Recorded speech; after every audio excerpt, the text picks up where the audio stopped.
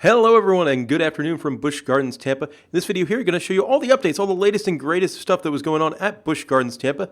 Starting off here at the front gate, because the park did announce they're kind of getting a front gate refresh. They're going to add a really cool decorative thing on top, make it a little bit more streamlined with the new security scanners, and I think that's going to be a big improvement for the park. If you're curious why this video is a little bit different than normal, well, the microphone broke on my camera. I found that out today while reviewing the footage.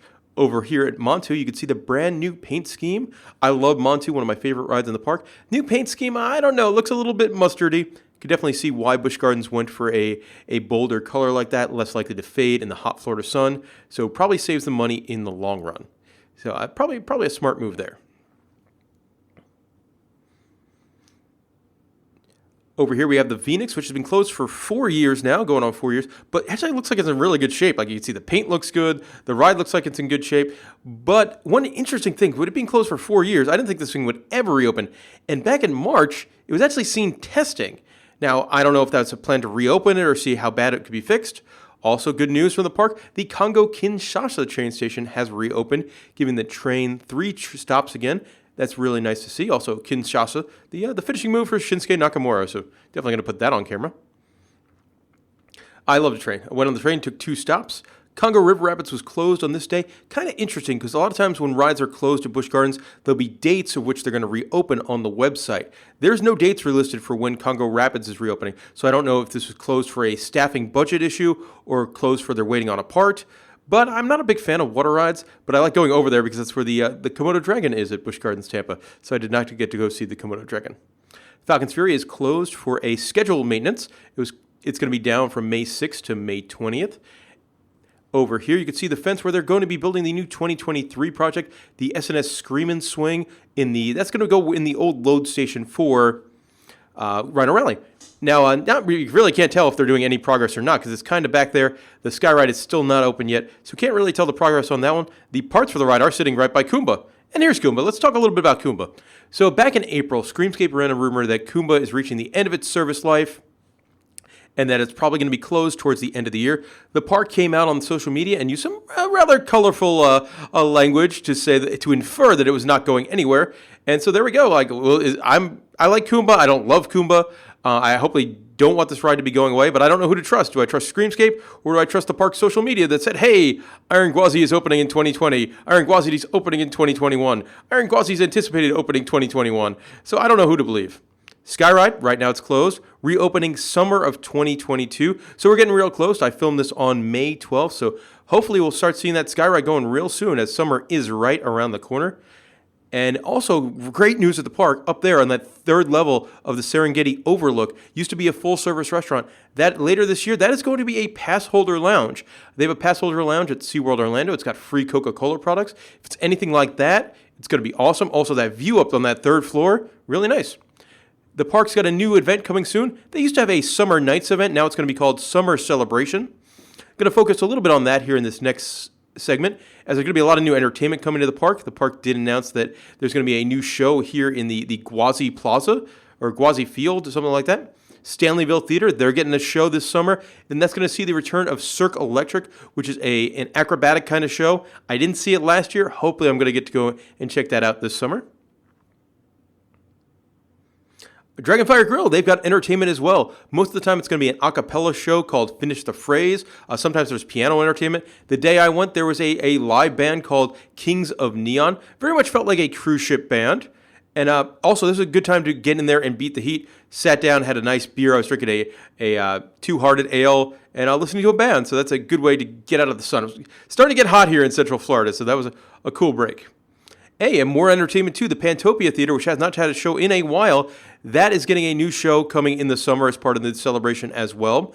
I'm not sure what it's going to be. Nobody's announced it yet. Last year in the old Pets show at SeaWorld Orlando, they brought in a rescue show with animals and stuff like that. I wouldn't be surprised if we see something like that here. Also, really excited about the future for Busch Gardens. This summer, every theater is going to have a show in it, and I can't remember the last time that happened at Busch Gardens, Tampa. So, the park is definitely going in the right direction, I believe.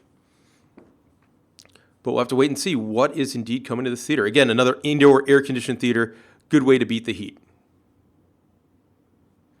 If you are a annual pass holder like I am, it is Busch Bucks month, and it's a good Busch Bucks month. If you are a platinum pass holder, you get $20. Lower tier pass holders, you get $10. And just make sure you use that by, I think it's May 22nd. This sign was out front of the park before people went in, and that's a kind of weird thing. I guess they must have had a problem with rude guests recently. Check out some of the merch for Iron Gwazi, and you can see the annual pass holder cups here for a bunch of the different rides. They're releasing month by month. Sand Serpent is this month's cup. I guess they haven't sold out of any of them, so you could still have time to catch up. You can get yourself an Iron Gwazi coin, which looks cool, but I think it's like $35. It's, got to be a coin collector to go and grab that. Green shirt's pretty nice. I do like this opening day t-shirt, but it's kind of that weird 3/4 sleeve, which you really wouldn't need too much in Central Florida. But that's a nice shirt. I mean, as far as roller coaster t-shirts go, that one's pretty solid. You do have just a normal logo. The 3-point shootout, it is no more. It's been replaced with this sort of like 5 mini hoops game.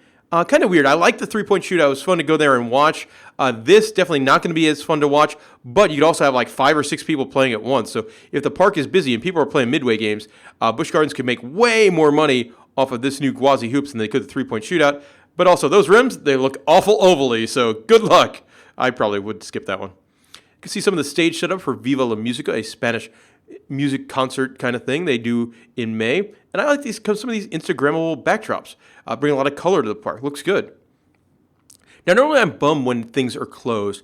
This one, I totally understand. All the bird exhibits are pretty much closed at Busch Gardens, as there's been the avian flu has been found in Florida. So they've closed the aviaries. They've taken the flamingos off exhibit and things like that. So, good for them. That's 100% the right thing to do for the animals. Do I look forward to the aviaries coming back? Sure. But hey, we got this cool artwork.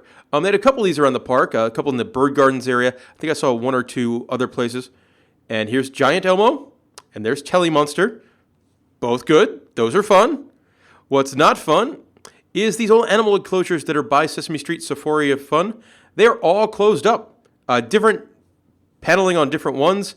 And I'm not sure if that's another thing as related to the avian flu. I don't think there was anything in here on my last visit. Maybe these are just things that aren't going to be involved anymore. Also, SeaWorld Orlando got kind of scummy on social media. They were doing a 5% surcharge at their smokehouse. Good news, that is not happening at Busch Gardens, Tampa. And you can see a gibbon. Gibbons are fun. I think he was peeing. I did not need to get that on camera. But this was filmed over in the Jungala section of the park. Jungala kind of in a weird spot right now. You can go there. You can go see the gibbons. There's also a bird enclosure over there. And the Wild Surge, the drop ride, is open, which is, it's a fun little drop ride. But none of the playground stuff or splash pad stuff is open. And I'm curious if at this point, is any of that ever coming back? Because, you don't really have any operators to use that. I'm not sure if it's an insurance thing or it's something's broken, they don't want to fix it. But good news, Keeper Talks, they are back. There's now a Keeper Talks for the tigers, the cheetahs, Animal Connections, alligators, hippopotamus. Really likes having the Keeper Talks back. I think there's one for the gorillas as well. One of my favorite things. I love animals, so get to learn all about animals. Also, good news, the Cobra's Curse gift shop, that has reopened. For a while, it was closed, and they don't have any Cobra's Curse merchandise in there, but they do have this new line of, I don't know what you call it, like a stylized cartoon merchandise, and you could get it on a pennant, a tray, all different kind of stuff. I love old-timey pennants like that, so that's pretty neat. Or a coffee mug. Or a shirt. A very different style there. And oh, look, it's a baby wallaby. Of course, I'm not going to do a Busch Gardens video without showing off some adorable animals. And look at this little tiny baby wallaby. Oh, he's so cute. That is just wonderful. Look at him standing up like that. No. I just want to cuddle with him. He's so adorable. Here you can see one of the big male orangutans going for a climb. Always cool. The orangutan enclosure at Busch Gardens, Tampa, really nice. As is the tiger enclosure. As you can see, the tiger was posing perfectly for anyone that wanted to go and take their picture on the pop-up. This is a skink who was having a little meal of carrots and greens. A little dark, but skinks are cool. Also, in the Animal Connections area, finally got to see the Kinkajou awake. They've had a Kinkajou on exhibit for like a year or so, and I never got to see him awake, and I finally got to see him rolling around. Very weird-looking animal. Kind of feels like he should be in a Star Wars film. I didn't get his little face and his big ears. Also in the animal connections, they've got a couple of very tiny spider tortoises. Look at these guys. Oh, that's precious. Had a really good animal day at Busch Gardens. And that's the kind of thing, like, I love Busch Gardens, and even if you go to Busch Gardens and it's busy, you do have some new signage over by a couple different animal sections of the park. Did talk to one of the keepers. These signs, they had an inspection for the AZA, so upper management just said, put a bunch of signs out. On a happier level, look at the African-crested porcupine enjoying his lunchtime. These guys can be found at the edge of Africa, and that meerkat just pulled out of that tube. I've never seen this before. If the team member needs to go in there and clean the meerkat cage, what they do is they have the meerkats go into that tube, and then they go in there and they'll rake up or clean, do whatever they need to do, and then the meerkats, they come out of the tube. And there we go. There's Debbie, the hippopotamus. Out of all the keeper talks, the hippopotamus one, probably my favorite. You might get to see him run around. We get to see it at feeding time. And Debbie is an adorable hippopotamus. I think she is 3 years old. Got to learn all about Debbie. All right, and that'll do it for our time at Busch Gardens, Tampa. Thank you very much for watching this video. A bit of a different style. The camera has been sent out. The microphone should be fixed in about a week or so you won't have to put up with me trying to voice over and remember what I said, and obviously not getting any of Molly's commentary as well. But Busch Gardens, man, that park is going in the right direction. Bringing back all that entertainment. Sky Ride's coming back. Keeper Talks are back. Doing nice things for their annual pass holders. So I really like the place that this park is going. I think it's definitely headed in the right direction. Guys, thank you very much for watching this video. If you got any questions about Busch Gardens Tampa Bay, let me know in the comment section below. And I'll see you next time.